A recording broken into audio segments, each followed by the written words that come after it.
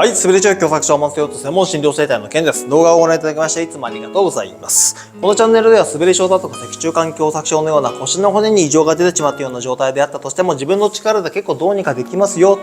いうお話だったりをしております。今回は良くならない残念な治療法というお話をしていきたいと思います。良くならない残念なね、結構皆さんやりがちだと思うんだけども、これやっても良くはならないよねっていうね、お話をしていきたいと思います。まず一つ目、揉んでもらうだけ。ね、揉んでもらうだけ。これなんだっていうと、腰へのマッサージだとか、そういう腰に施術するっていう話です。腰って、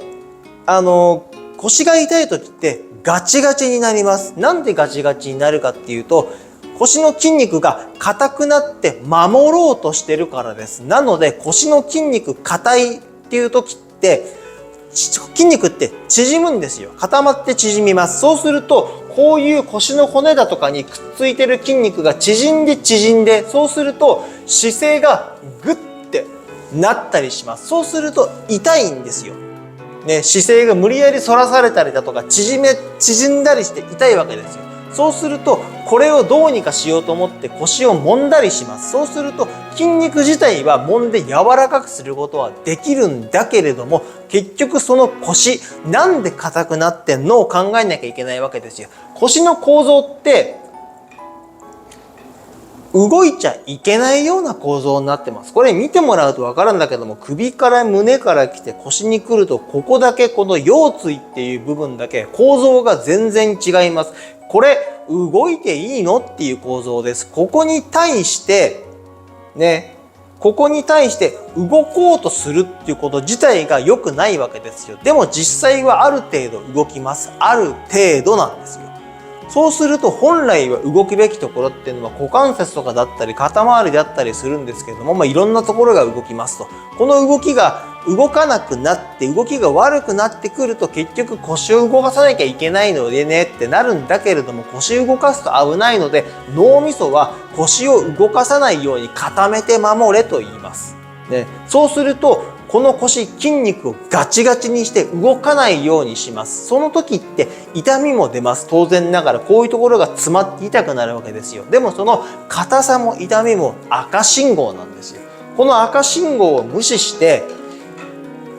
やろうとすると結局動いちゃいけないところを動かすので悪化します。で、揉みほぐすとかそういうものっていうのは筋肉が柔らかくなってそういうところの詰まりが取れたりするから痛み自体は一旦取れます。だけれども腰が動いちゃいけない状態に対して固めて守ってますっていうものを無理やり柔らかくして動かしたらどうなるかっていうと、大体結構な悪化をします。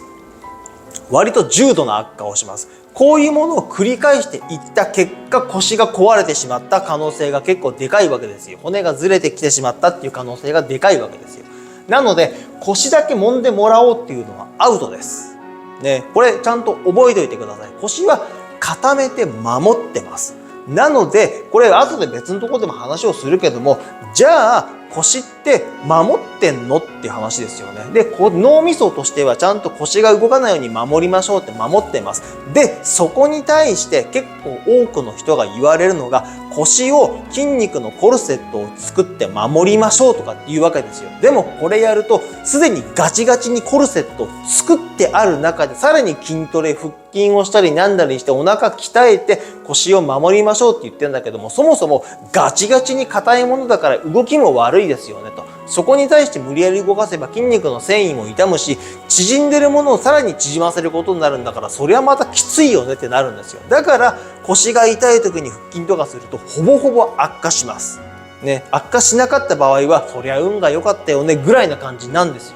なので腰だけどうにかしようと思って揉んでもらったりするとアウトです。覚えておいてください。そして2つ目、電気とか牽引とかっていう受け身の治療をしようとしたがるんだけども、これも良くなりません。なんでかって言ったらさっき言ったのと同じです。電気は温めて腰を温めて腰を柔らかくして動けるようになりましょうねと。痛みがなくなるようにしましょうねっていう話です。牽引っていうのは骨がグッて詰まってるからこの隙間を開けてっていう感じなんだけれども、結局それをやったところで腰自体はね、腰自体に何かをしてるだけですよ。牽引して電気を当ててどうにかしてるけども、そもそも動くべきところ何もしてないんだから、また同じ状態になりますと。だからやったところでまたその時には電気が当たってあったかいな、気持ちいいな、ちょっと痛みがマシになったなかもしれません。牽引して引っ張って骨の隙間がちょっと開いたから、これで詰まりが取れてちょっとマシになったなかもしれないけども、結局根本的な原因は治ってないので、なくなってないので、また同じです。ね、だから自分から何かしようじゃなくて、何かしてもらおうと思って受け身でやっていることって結局その場しのぎにしかならないわけですよ。だから自分でちゃんと考えて、こういうケアをした方がいいよね、なんでかな、こういう理由があってこうなんだよ、わからないと自分でケアしようって気にならないですよね、というところでね、電気牽引とかっていう受け身はダメですよっていう話です。そして3つ目、薬、湿布、注射、痛み止めとか、こういう痛みに対して何かしようっていう、これだけの考え方も良くないです。なんでかっていうと、これさっきも言ったけれども、腰って守ってますよねと。その守ってるのは硬くなったことによってもそうだし、それによって出た痛みっていうのも、今こういうあなたの動かし方は良くないから、これはやらないでおきましょうねっていう赤信号なわけですよ。その赤信号を薬でなくす、湿布でなくす、注射でなくしちゃうとかっていうことをやって、痛み自体をなくしてしまうと、結局動けるよね、痛くないから動けるよねって言って無理な動き方をして悪化するケースがだいぶあります。なので治療って言ってるけども、結局これ治療になってんのって話ですね。全部が絶対良くないよっていう話ではないけども、大体残念な結果に終わってます。これやってもらった人分かると思うけども、ちゃんと良くなりました？今どうですか？過去こういうことをやっていた人、おそらくこんな動画見てないと思います。なんで？痛みが続いてるからでしょ？こういうことをやっていてじゃないですか？なんでこういうことをやって良くなんなかったのか、原因分かってます？自分でどうやったらいいかって考えましたか？そういうふうにこうだっていうことを教わりましたか？教えてもらいましたか？そもそもあなたの腰の骨がずれた原因が何なのかって教えてもらいましたか？自分で考えてみましたか？分かってますかっていう話です。ね、これ全部受け身ですよね、結局のところ。何かをしてもらおうと思ってるっていう時点でアウトなんですよ。大体残念な結果に終わります。なんでかって言ったら、自分で考えないから、知らないから。当たり前じゃんそんなの、俺は専門家でも何でもないしって思ってるかもしれないけども、専門家じゃなきゃわからないとかっていうだけじゃないですよ。あなたの体の使い方、こんな感じでこうだったよねをちょっと考えてみましょう。これが良くなかったんじゃないのっていうのがいくつか出てくると思います。確かにそれ自体が本当にそうなのはあるかもしれないけども、少なくともそういうところから、じゃあこうした方がいいのかな、するかどうかは別として、こうした方がいいのかな、こうだったらよかったのかなをちょっと考えてみましょうね。過去は変えられないけれども、過去からの反省っていうのは受け取れますよねと。もしこういうことがあった場合にこういう風になっていたんだとしたら、未来はどうなのにもなりますよねと。なので先のことを考えるなら、今まで良くならなかったことをちょっと整理してみましょう。これに対してどうこうっていうわけじゃありません。もしこういうことをやっていて良くならなかったんであれば、それはあんまり効かないんじゃないの、良くならないんじゃないのって。実際結構皆さん残念な結果を残しておりますというところで、ちょっと考えてみましょうかと。ね、全部受け身でやってて良くなかったんであれば、今度は自分から受け身じゃなくて、自分からちゃんと進んで何かできることはないかなっていう考え方に変えていかないと、ね、結局同じことを同じように受け身でやっていてダメだったもの、また受け身でやろうとして次も良くなるかって言ったらほぼほぼならないですよねと。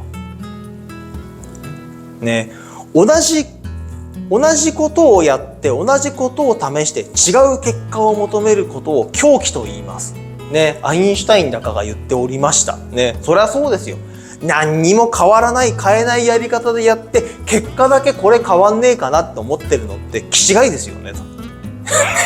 本当そう思いますよ。なので変えていきましょう。今までこうであったんであれば、じゃあこうじゃない方法はないのかなって探していきましょう。ね、自分の体です。これから何年使うかわからない、これから先も何十年と使うかわからない自分の体ですよ。痛い思いなんかしたくないでしょ。痛い痛い言いながら使っていたくないでしょ。自分は絶対嫌です。だからもう頭おかしいかっていうくらいストレッチだとかセルフケアだとかそういうものを考えて、こうじゃねえこうじゃねえこうじゃねえって思いながら、体の作りってこうだよね、こういう骨の構造だよね、だからこうに動くんだよね、そこに対して筋肉ってこういう風についてて、こうに引っ張ってこうに引っ張って、あ、これが硬くなるとこの動きできないよねと。っ